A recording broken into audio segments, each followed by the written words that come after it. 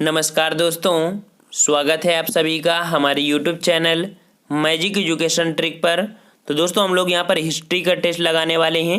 बहुत ही बेहतरीन आपके यहाँ पर क्वेश्चन है। लगभग 50 क्वेश्चन आपके इस टेस्ट में दिए गए हैं, जो कि आपके हर एक एग्जाम में ऐसे क्वेश्चन आपको देखने को मिलेंगे भी। और आपके ये सभी क्वेश्चन आपको देख सकते हैं, यहाँ पर लिखा हुआ है SSC CGL 2017। ऐसे ही आपको UP PCS में भी है, और आपके जो MP पुलिस है या आपका कह सकते हैं हाई कोर्ट से संबंधित सभी क्वेश्चन आपको यहाँ पर आए हुए क्वेश्चन हम लेके आए हैं। अगर आपको अच्छा लगे तो वीडियो को लाइक भी करिए, और साथ में अगर नए हैं तो चैनल को सब्सक्राइब भी कर लीजिए। तो चलते हैं, क्वेश्चन आपका पहला कह रहा है, भारत में मानव का सर्वप्रथम साक्ष्य कहाँ मिलता है? तो मानव का सर्वप्रथम जो साक्ष्य मिलता है भारत में, वो आपका मिलता है कहाँ पर? सही जवाब हो जाएगा आपका D नंबर, नर्मदा घाटी पर। ठीक है, कहाँ पर मिलता है? नर्मदा घाटी पर मानव का सर्वप्रथम साक्ष्य मिला है। नेक्स्ट क्वेश्चन आपसे कह रहा है, उस स्थल का नाम बताइए जहाँ से प्राचीनतम स्थायी जीवन के प्रमाण मिले हैं। तो प्राचीनतम स्थायी जीवन के प्रमाण कहाँ से मिले हैं? ये आपके मिले हैं मेहरगढ़ से। कहाँ से मिले हैं? मेहरगढ़ से आपके प्राप्त हुए हैं। नेक्स्ट क्वेश्चन आपसे कह रहा है, खाद्यान्नों की कृषि सर्वप्रथम प्रारंभ हुई थी। तो खाद्यान्नों की कृषि सर्वप्रथम कहाँ प्रारंभ हुई थी? ये आपकी प्रारंभ हुई थी नवपाषाण काल में। ठीक है, किस काल में? नवपाषाण काल में आपके खाद्यान्नों की जो कृषि करना लोग सीखे थे आपके नवपाषाण काल में। ठीक है, नेक्स्ट क्वेश्चन आपसे कह रहा है, मानव द्वारा सर्वप्रथम प्रयुक्त अनाज था। मानव द्वारा सर्वप्रथम प्रयुक्त अनाज क्या था? तो आपका जवाब हो जाएगा यहाँ पर C नंबर, जौ। ठीक है, मानव ने कौन सा अनाज प्रयुक्त किया था? जौ का प्रयोग किया था सर्वप्रथम। नेक्स्ट कह रहा है, भारतीय उपमहाद्वीप में कृषि के प्राचीनतम साक्ष्य प्राप्त हुए हैं। तो कृषि के प्राचीनतम साक्ष्य कहाँ से प्राप्त हुए हैं? आपके लहुरा देव से प्राप्त हुए हैं। ठीक है, लहुरा देव से प्राप्त हुए हैं। नेक्स्ट क्वेश्चन आपसे कह रहा है, निम्नलिखित में से किसको चालकोलिथिक युग भी कहा जाता है? तो चालकोलिथिक युग कहा जाता है किस काल को?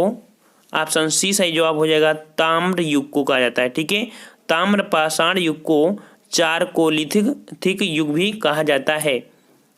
नेक्स्ट क्वेश्चन आपसे कह रहा है, निम्न में से किस एक पुरा स्थल से पाषाण संस्कृति से लेकर हड़प्पा सभ्यता तक के सांस्कृतिक अवशेष प्राप्त हुए हैं?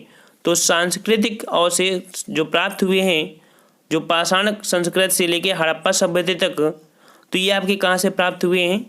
मेहरगढ़ से प्राप्त हुए हैं। ठीक है, कहाँ से प्राप्त हुए हैं? मेहरगढ़ से प्राप्त हुए हैं। नेक्स्ट कह रहा है, नवदा टोली का उत्खनन किसने किया था? नवदा टोली का जो उत्खनन किया था वो किसने किया था? आपका सही जवाब हो जाएगा C नंबर।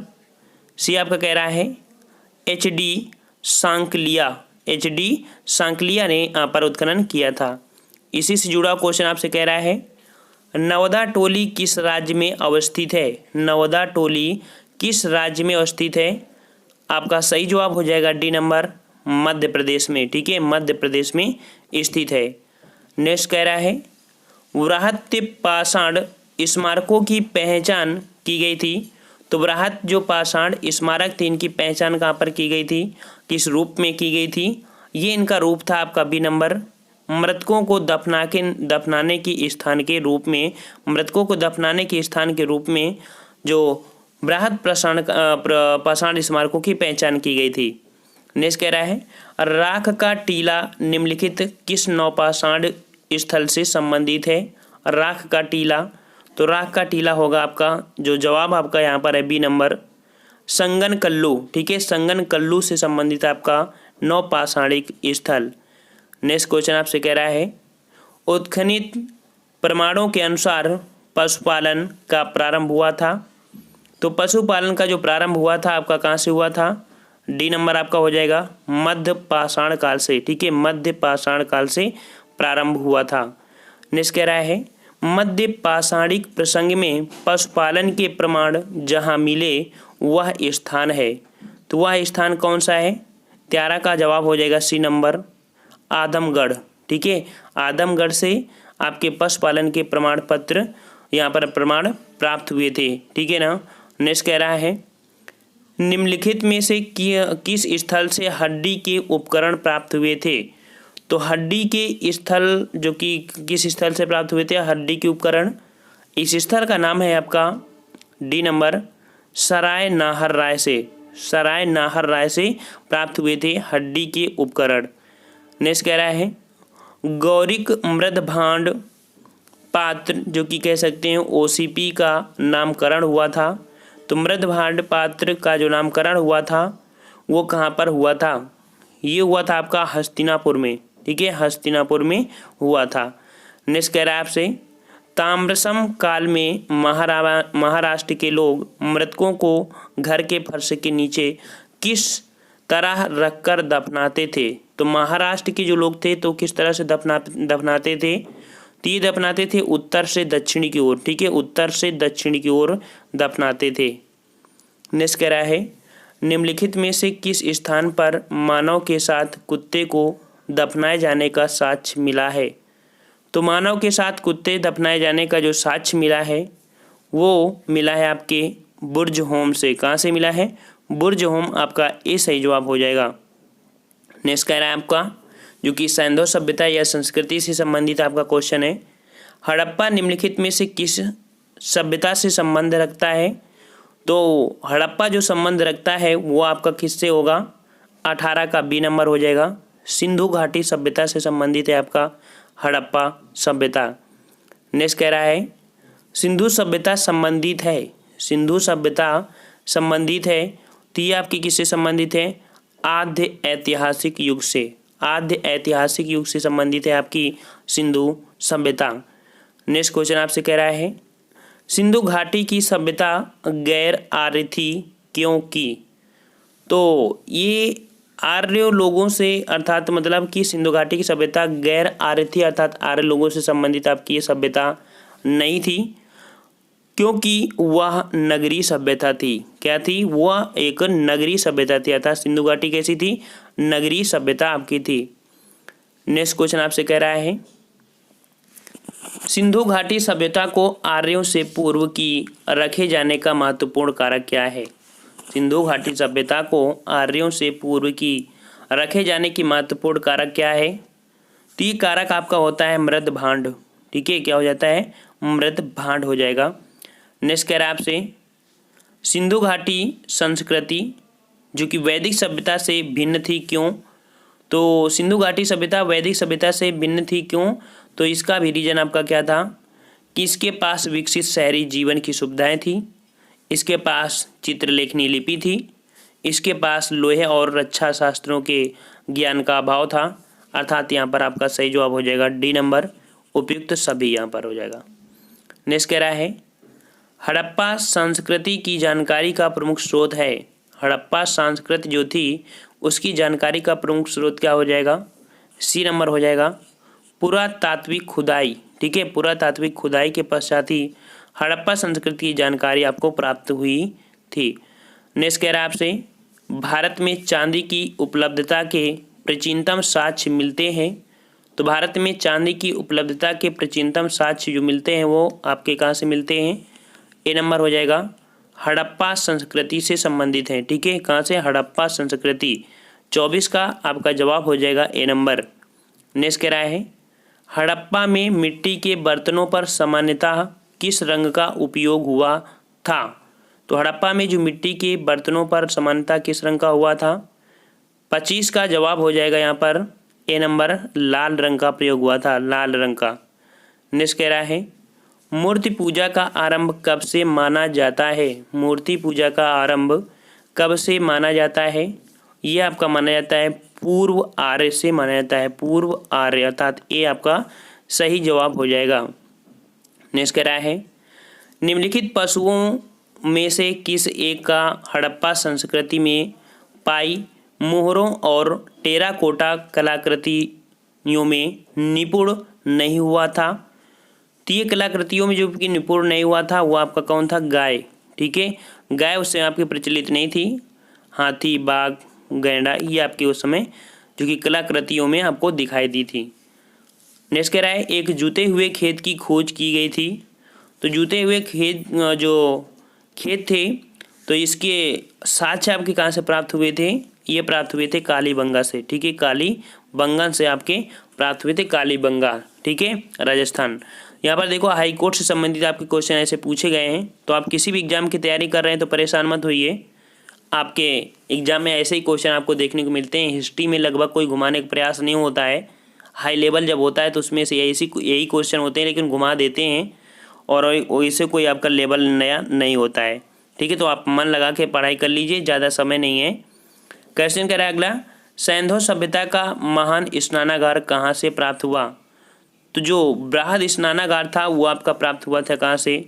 मोहनजोदड़ो से प्राप्त हुआ था। आपका ए सही जवाब हो जाएगा, मोहनजोदड़ो। नेक्स्ट कह रहा है सिंधु घाटी सभ्यता का कौन सा स्थान आप पाकिस्तान में है? तो पाकिस्तान में जो कि सिंधु सभ्यता का जो स्थल था वो पाकिस्तान में आपका कौन हो जाएगा? B number, Harappa. ठीक है ना, जो कि रावी नदी के तट पर है।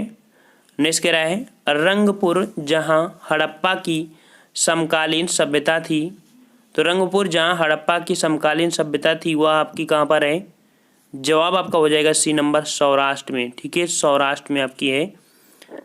नेक्स्ट कह रहा है सिंधु सभ्यता का कौन सा स्थान भारत में स्थित है? सिंधु सभ्यता का कौन सा स्थान भारत में स्थित है? तो भारत में स्थित होने वाला स्थान आपका लोथल है, जो कि आपके गुजरात में पड़ता है। नेक्स्ट कह रहा है वह हड़प्पी नगर जिसका प्रतिनिधित्व लोथल का पुरातत्व स्थल करता है किस नदी पर स्थित है? तो हड़प्पा अभी हमने बताया कहाँ पर स्थित है। 33 का जवाब हो जाएगा सी नंबर आपका। तो यहाँ पर हड़प्पा कालीन नगर जिसका प्रतिनिधित्व लोथल करता है, लोथल आपका गुजरात, जो कि भोगवा नदी है। ठीक है, भोगवा नदी। नेक्स्ट कह रहा है हड़प्पा सभ्यता स्थल लोथल स्थित है। तो हड़प्पा सभ्यता स्थल जो कि लोथल स्थित है कहाँ पर? 34 का जवाब हो जाएगा आपका ए नंबर, गुजरात में स्थित है। ठीक है, वही क्वेश्चन आपका आ गया है। 35 नंबर कह रहा है सिंधु घाटी सभ्यता का पत्तन नगर था। तो पत्तन नगर आपका कौन हो जाएगा? 35 का जवाब हो जाएगा सी नंबर, लोथल। ठीक है, सी नंबर आपका हो जाएगा लोथल। नेक्स्ट कह रहा है भारत का सबसे बड़ा हड़प्पन पुरा स्थल है।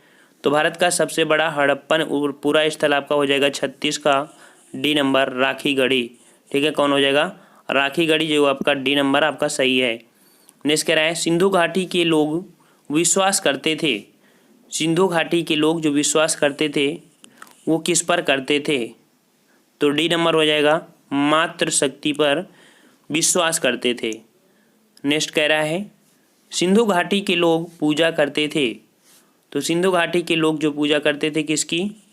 तो पशुपति महादेव, अर्थात आपका ए नंबर हो जाएगा, पशुपति की पूजा करते थे। नेक्स्ट कह रहा है मोहनजोदड़ो एवं हड़प्पा की पुरातात्विक खुदाई के प्रभारी थे। तो मोहनजोदड़ो व हड़प्पा के जो कि खुदाई के प्रभावी थे कौन थे?